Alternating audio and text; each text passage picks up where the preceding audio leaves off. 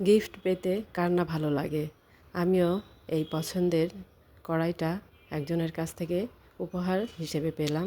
Hello everyone, আসসালামু আলাইকুম। সবাই কেমন আছেন?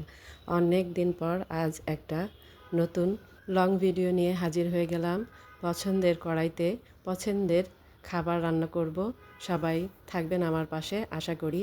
তো শুরুতেই আগে ডিমগুলো সিদ্ধ করে হালকা ভেজে নিয়েছি এবং পছন্দের কড়াইতে ডিমের কোরমা করার জন্য পেঁয়াজ বাটা দিয়ে দিলাম এবং একে একে 1 চামচ আদা বাটা, রসুন বাটা, জিরা বাটা দিয়ে দিলাম এবং খুব সুন্দর করে আস্তে আস্তে মশলাটা আমি কষিয়ে নিব। আর সবসময় আমি এই কথাটা বলে থাকি যে মশলা আপনার যত সুন্দর কষানো হবে রান্না ঠিক তত সুন্দর হবে।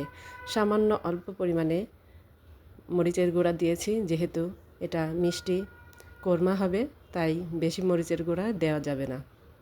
তারপরে মশলাগুলো আমি কিছুটা আগে থেকে জাল করে রাখা গরুর দুধ দিয়ে কষিয়ে নিব এবং সুন্দর করে সব মশলাগুলো দিয়ে দিব। যেহেতু আদা রসুন বাটা দিয়েছি তাই গরম মশলার গুঁড়া না দিয়ে আস্ত গোটা গরম মশলাই দিব। দারচিনি, এলাচ আর একটা তেজপাতা ছেড়ে দিয়েছি। আর সামান্য গরম পানি দিয়ে মশলাটা কষিয়ে তার মধ্যে সবগুলো ডিম আস্তে আস্তে ছেড়ে দিলাম এবং সুন্দর করে ডিমসহ এগুলো কষিয়ে নেব। আর আরেকটা জিনিস অবশ্যই খেয়াল রাখবেন, সব সময় মিষ্টি খাবার রান্না করার সময় চিনি এবং লবণ দুটা একসঙ্গে দেওয়ার চেষ্টা করবেন। এতে করে খাবারের স্বাদটা খুব সুন্দর হবে, কখনোই লবণ বেশি মনে হবে না।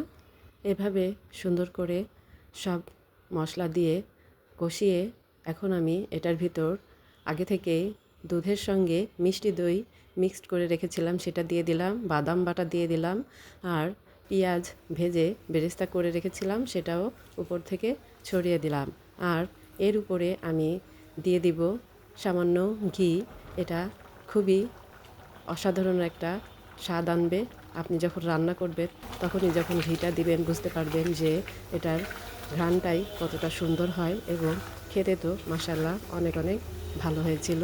আমার কাছে তো ডিমের কোরমা অনেক ভালো লাগে। আমি তো এভাবেই ডিমের কোরমা রান্না করি। আমি কিভাবে ডিমের কোরমা রান্না করি সেই রেসিপি আপনাদের সঙ্গে আজ শেয়ার করলাম।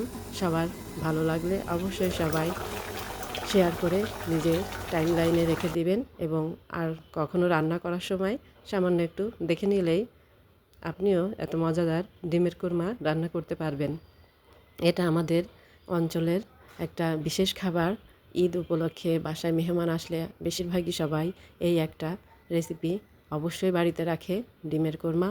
কেমন লাগলো আমার রেসিপি অবশ্যই জানাবেন। ভালো থাকবেন সবাই। আবারও নতুন একটা রেসিপি নিয়ে হাজির হব। সেই পর্যন্ত সবাই সুস্থ থাকুন, ভালো থাকুন। আল্লাহ হাফেজ।